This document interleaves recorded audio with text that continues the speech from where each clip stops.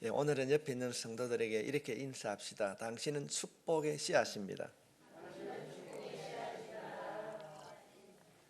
우리가 순종이라는 삶을 통하여서 우리가 살아갈 때에 그 축복의 씨앗이 열매 맺게 될 줄 믿습니다. 제가 얼마 전에 TV를 통하여서 검은 대륙의 질주라고 하는 그 다큐멘터리 영상을 보았습니다. 검은 대륙의 질주라는 그 영상에 보면은 누라고 한 동물이 소개되고 있었습니다. 우리가 말하는 우리가 시골에서 어릴 때 경험했던 그 소와 비슷한데 검은 동물입니다. 검은 털을 가지고 있는데 머리에 소처럼 뿔을 가지고 있습니다. 그 영상에서 그 다큐멘터리 영상에서 소개할 때에 이 누라는 동물이 이동을 할 때에 1년에 한 번씩은 꼭 이동을 한다고 그렇게 소개했습니다. 그런데 이 누가 이동을 할 때 최소 10,000마리 이상, 수만 마리의 누떼가 이동을 하게 되는데 보편적으로 1,600km 이상을 이 누가 이동을 한다고 합니다. 그런데 안타깝게도 이 수만 마리의 누가 이동을 할 때에 많은 수의 누가 죽게 된다는 것입니다. 이유는 무엇인가? 그 영상에서 그 이유를 보여주는데 맨 앞에 인도하는 우두머리 누가 잘못 선택함으로 인하여서 따르는 수만 마리의 누가 죽음을 맞이한다. 왜 그렇게 하는가? 앞에 리더되는 이 우두머리 누는 자기가 계획한 것은 절대로 경로를 바꾸지 않는다는 것이었습니다. 리더가 정한 그곳은 절대로 변경되지 않고 실행되기 때문에 뒤에 따르는 수만 마리의 누들이 상처를 입고 때로는 죽기도 한다. 제가 이 영상을 보면서 이런 생각을 가졌습니다. 약한 누들은 좀 얕은 곳으로 또 다른 곳으로 건널 수 있는데 앞에 리더가 자신의 책임에 맞춰서 건너가기 때문에 뒤에 따르는 다른 누들이 물에서 목숨을 잃게 되었습니다. 저 그 영상을 보면서 공동체도 정말로 이런 일들이 일어날 수 있겠구나. 누구를 따라가는 것이 매우 중요한 줄 믿습니다. 여러분, 우리가 누구를 따라야 됩니까? 누군가의 인도를 따라서 공동체가 살기도 하고 죽기도 한다는 교훈을 얻었습니다. 우리가 2022년이라고 하는 새해를 열어가면서 여러분의 삶을 인도하는 우두머리, 인도자는 예수 그리스도가 될 수 있기를 축복합니다. 우리의 삶을 인도하는 우두머리는 하나님이 되어야 된다는 것입니다. 잠언 16장 9절 말씀에 보면은 우리가 너무나도 잘 알고 암송하는 구절입니다. 우리 함께 한번 읽겠습니다. 시작. 사람이 마음으로 자기 길을 계획할지라도 그의 걸음을 인도하시는 이는 여호와시니라. 아멘. 우리의 리더, 우리의 삶을 인도하시는 분은 오직 하나님이신 줄 믿습니다. 우리는 새해를 어떻게 보람되고 성공한 자로 살아갈 수 있는가? 하나님의 인도함을 받아야 될 줄 믿습니다. 그래야만이 새롭게 시작하는 이 2022년도가 은혜 가운데 승리하는 삶을 살게 될 줄 믿습니다. 그렇다고 한다면 이 새해에 어떻게 해야 우리가 하나님의 인도함을 받을 수 있는가? 오늘 본문에 있는 말씀을 통하여서 두 가지의 교훈을 우리가 받고자 합니다.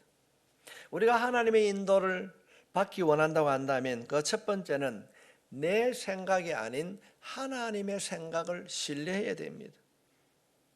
오늘 본문 1절부터 2절에 있는 말씀입니다.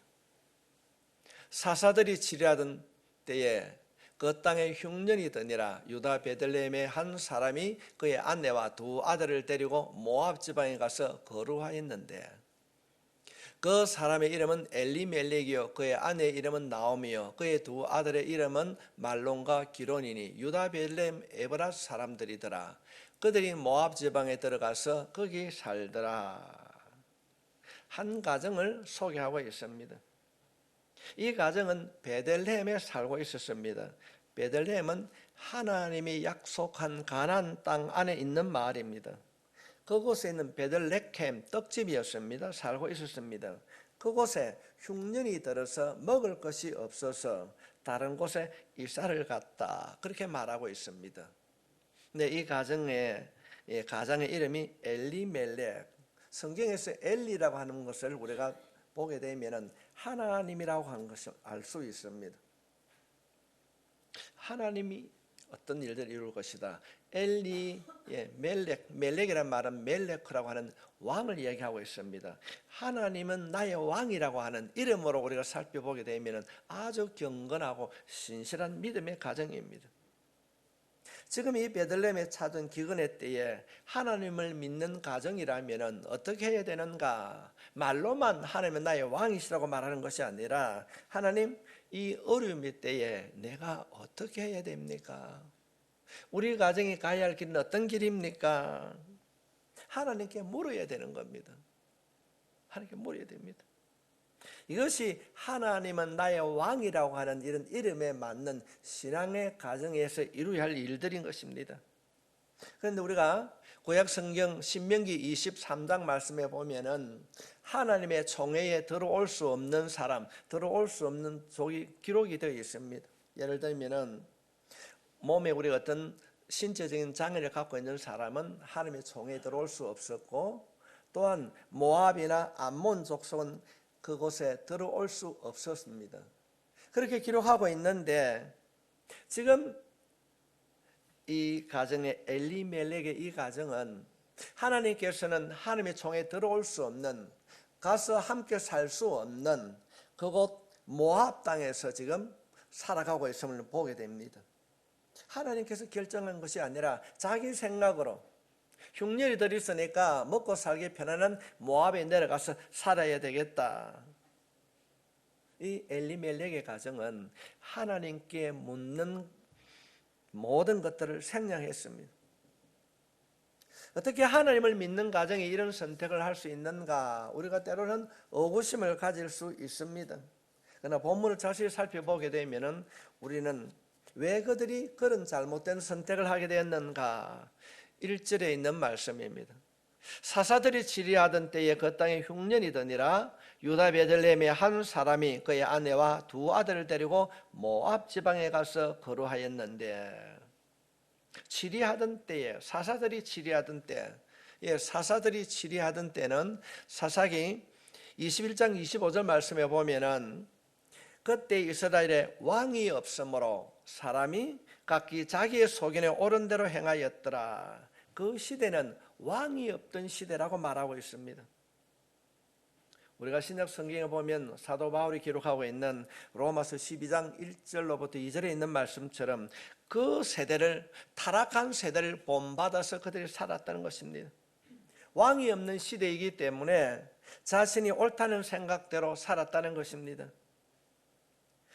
그때 당시에 유대인이나 그리스도인이나 그리스도 아닌 로마인이나 모두가 그렇게 살았다는 것입니다.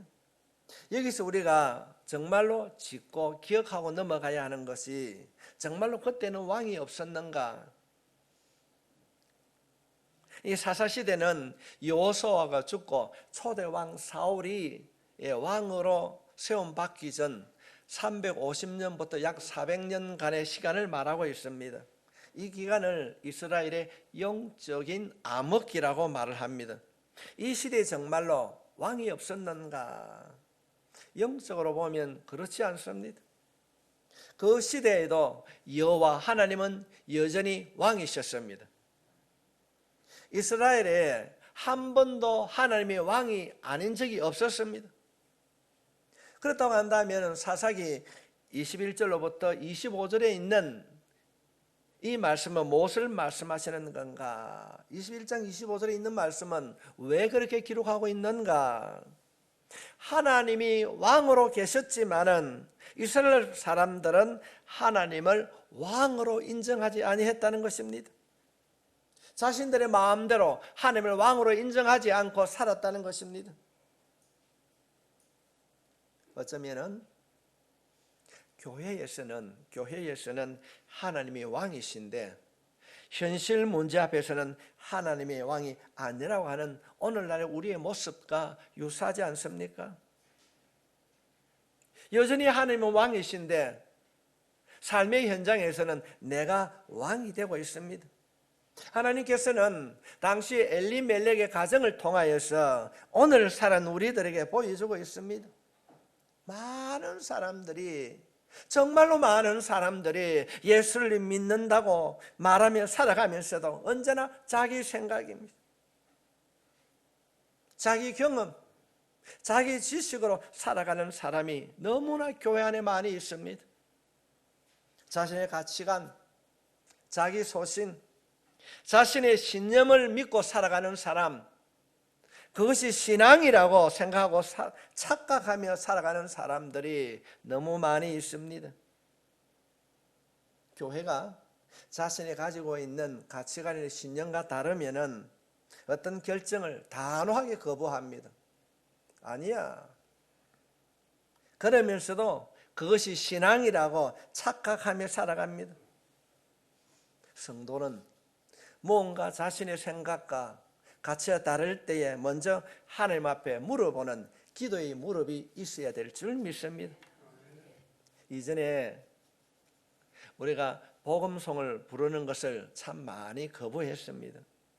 어떻게 예배 시간에 찬송가를 부르지 복음송을 부를 수 있는가 거부했던 사람들이 있습니다. 그런 분들을 보면은 정말로 그들이 부르는 찬송에는 그들의 마음이 담겨져 있는가? 복음송이 찬송가가 아니라고 말하는 분들을 보게 되면은 자신의 신념을 내세우는 분들이 참 많이 있습니다. 우리가 알아야 되는 것은 우리가 부르는 찬송가에도 미국의 민요나 서구의 음악이 많이 있습니다. 우리가 잘 아는 대로 그 가사만 바꾼 노래 가운데 삼천리반도 금수강산 하나님 주신 동산, 이 찬송은, 이 가사는 오페라 곡입니다. 그런가 하면은 우리 교회는 잘 안 부릅니다. 우리가 가진 성경책 582장 같은 경우에는 보면은 어두운 밤 마음에 잠겨, 이런 내용들은 데모하는 사람들이 잘 부르는 그런 노래입니다. 민중운동하던 사람들이 불렀던 그런 노래인 것입니다. 전혀 하나님과 어떤 관계 없는 것 같지만은 하나님을 찬양하는 찬송가에 포함되어 있습니다. 우리가 어떤 맹목적으로 자기 자신의 어떤 신념을 신앙이라고 주장을 한다면은 이런 일들에 어려움을 겪게 되고 상대방과의 다툼이 일어날 수 있습니다. 한 예를 들게 되면은 우리가 너무나도 잘 아는 내용입니다. 구약 성경 열왕기하 5장에 보면은 나만 장군의 이야기가 기록되어 있습니다.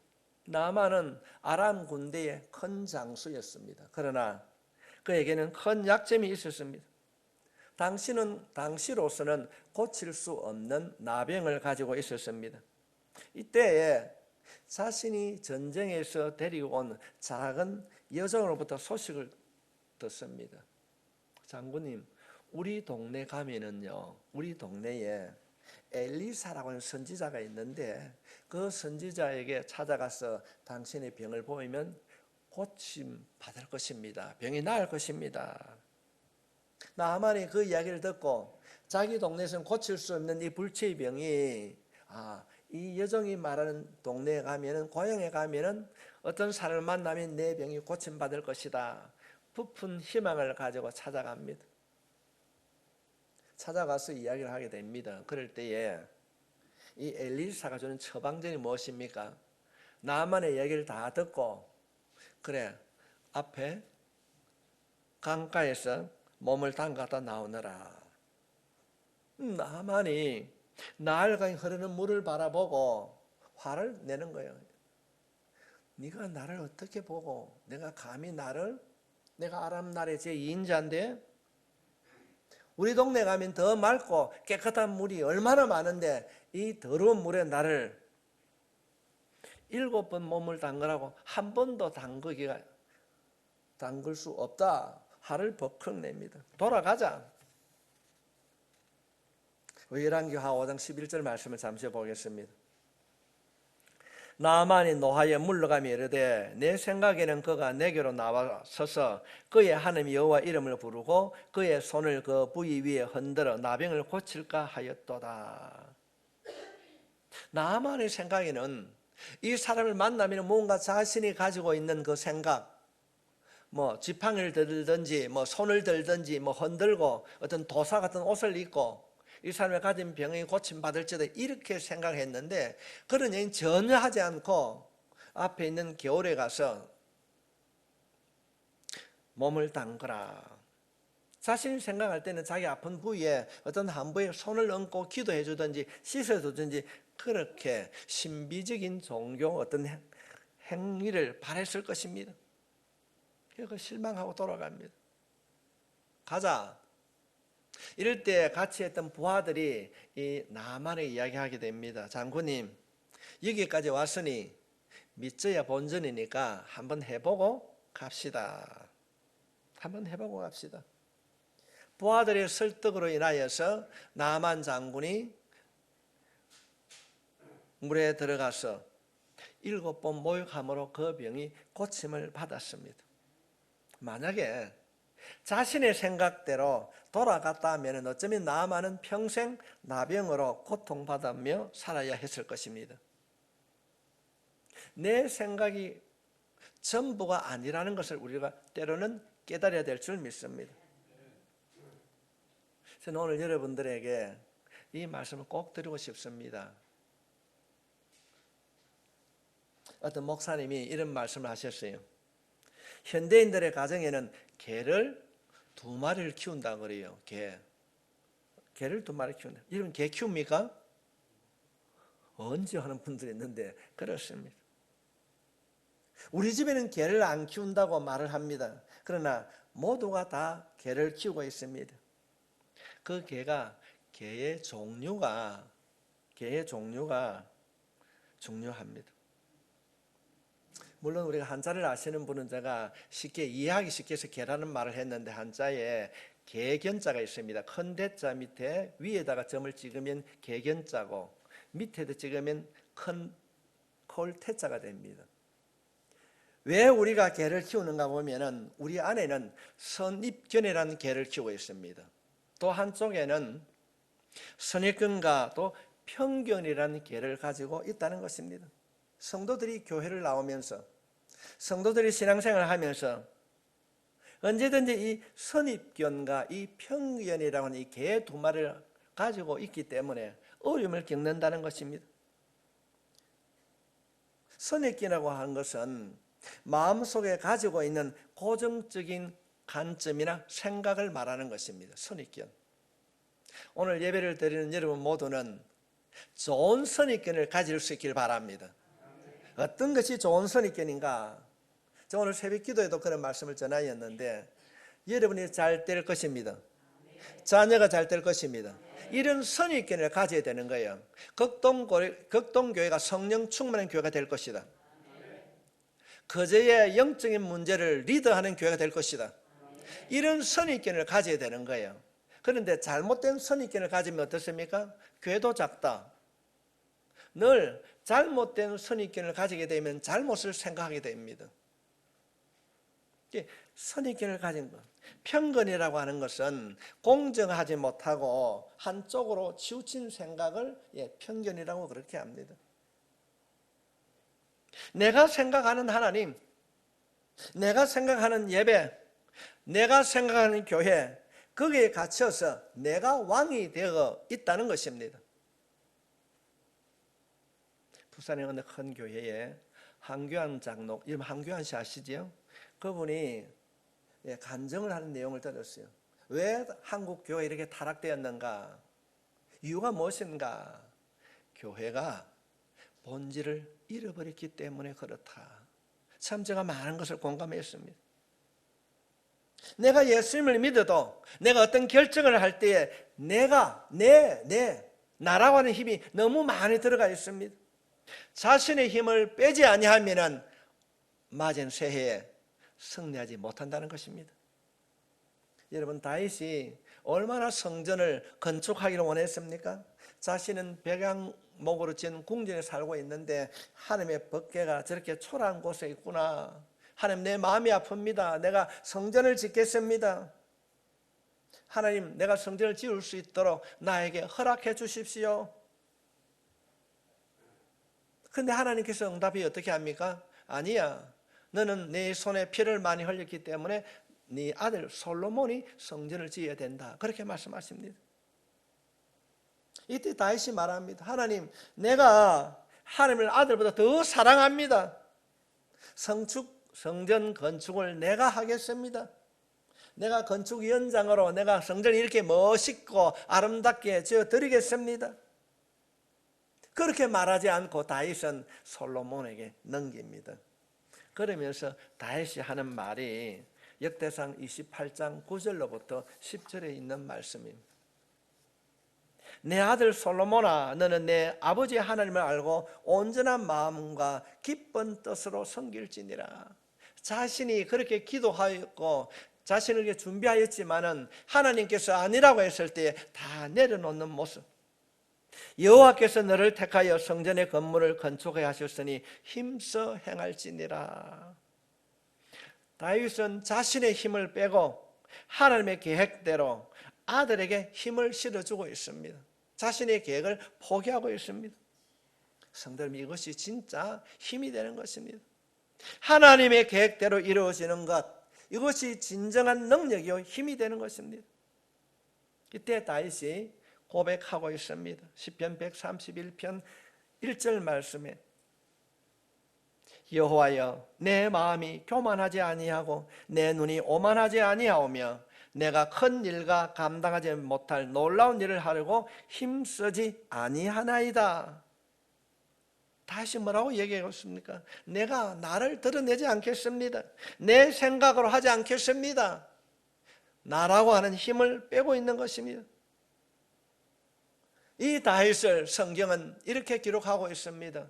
하나님의 마음에 합한 자, 이는 내 마음에 합한 자.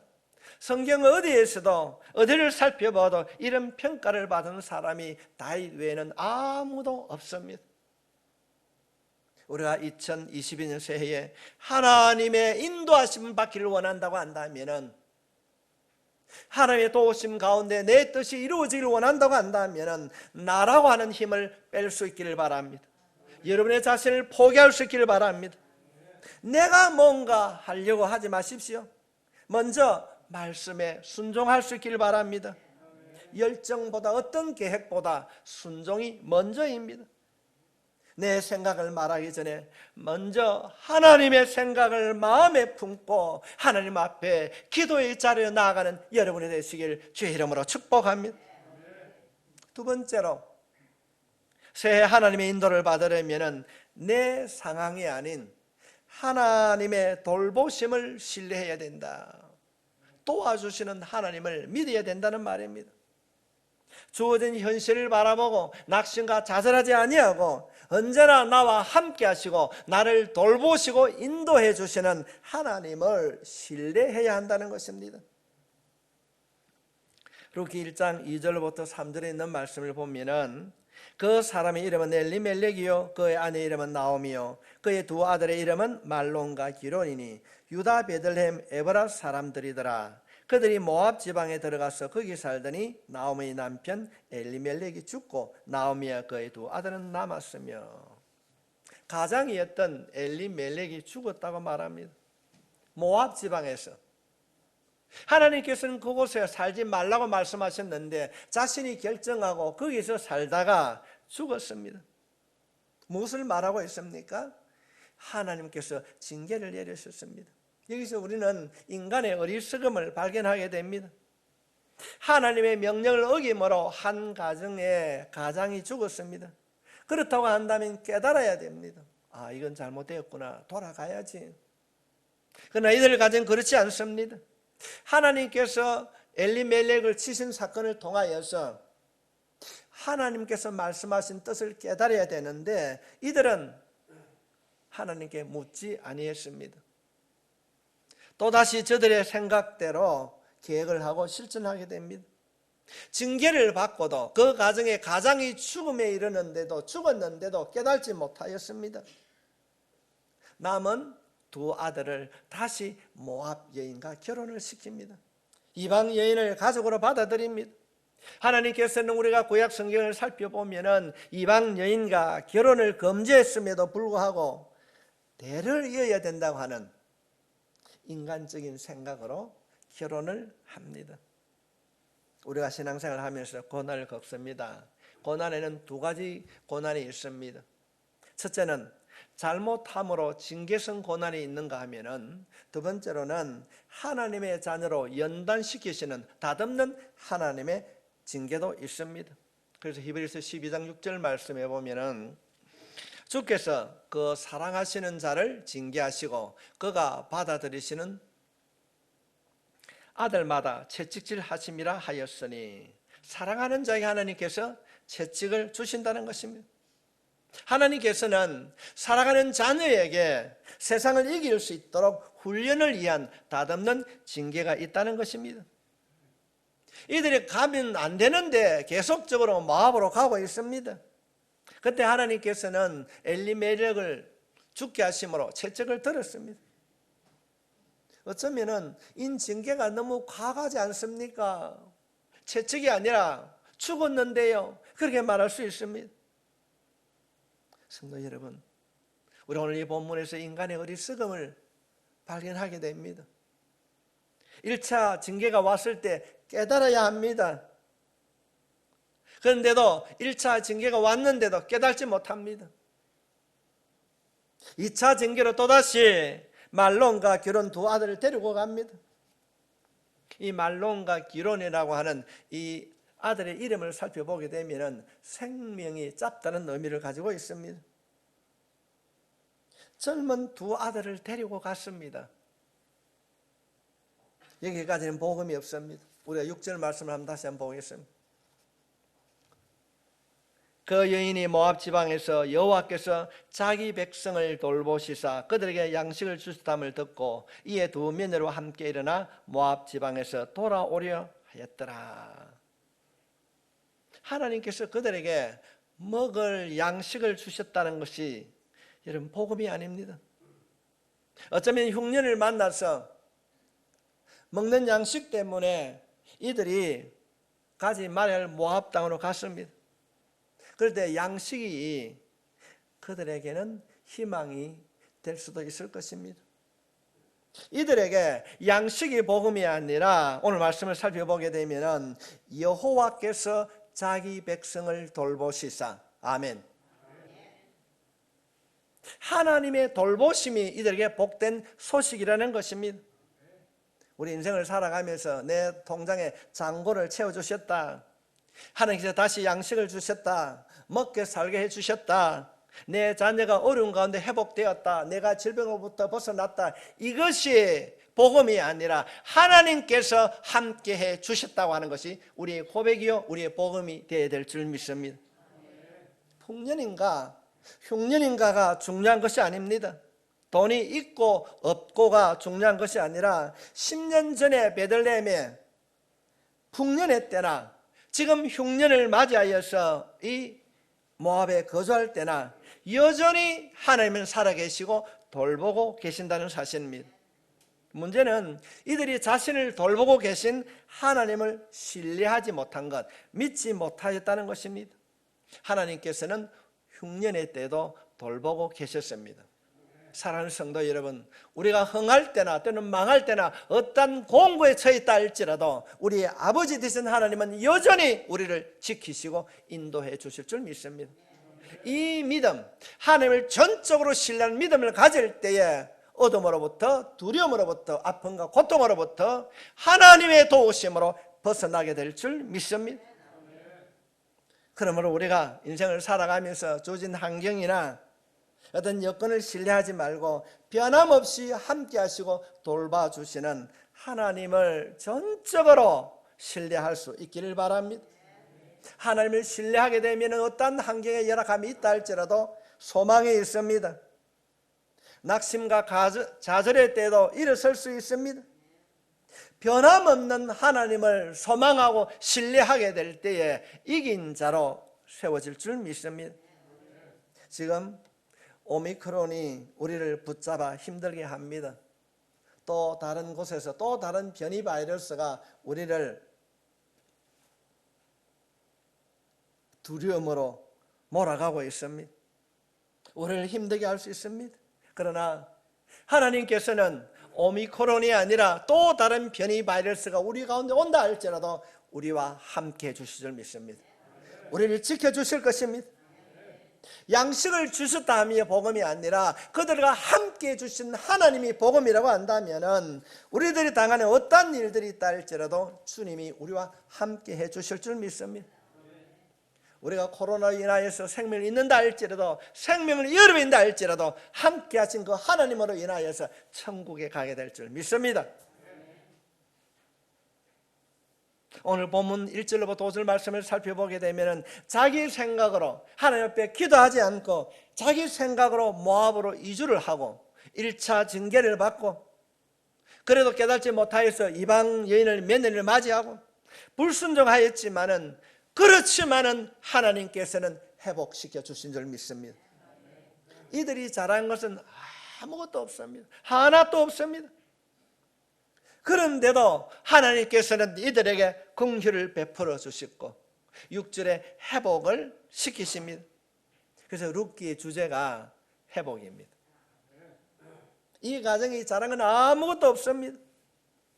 징계를 받은 일이 가혹해 보이지만 하나님은 이들의 불순종까지도 이들의 허물까지도 회복시켜 주셨습니다. 이분이 우리의 아버지십니다.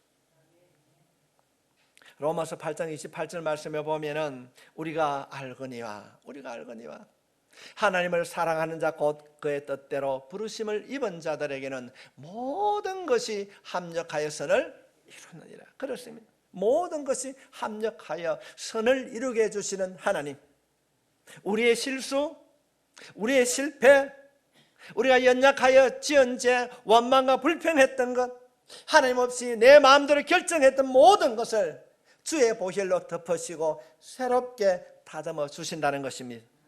선하게 바꾸어 가신다는 것입니다. 이 얼마나 큰 축복입니까? 너 죄 지었지? 너 이렇게 살았지 않느냐? 너 실수했고 그래서 넘어졌잖아. 그렇게 하지 아니하시고 하나님은 사랑으로 우리를 품으시고 다시 새롭게 선하고 아름답게 인도해 가시는 줄 믿습니다. 얼마나 감사한지 모릅니다. 말씀을 맺겠습니다. 우리는 5분 후에 10분 후에 아니 내일 어떤 일이 일어날지 아무도 못합니다. 야고보 사도가 그렇게 말씀하셨습니다. 내일 일을 너희가 알지 못한다. 그래서 하나님께서 내일을 알고 계신 그 하나님이 우리의 인도자가 되어질 때 우리가 넘어지지 않고 넘어져도 일어서게 될 줄 믿습니다. 하나님만이 우리의 바른 인도자가 될 수 있습니다. 하나님은 우리의 모든 일을 알고 계시고 우리 앞서 가시는 분이십니다. 오늘 이 말씀을 붙드시고 이 한 해에 하나님만을 신뢰하고 하나님이 인도하신 그 삶을 따라가는 여러분 모두가 되시기를 주의 이름으로 축복합니다.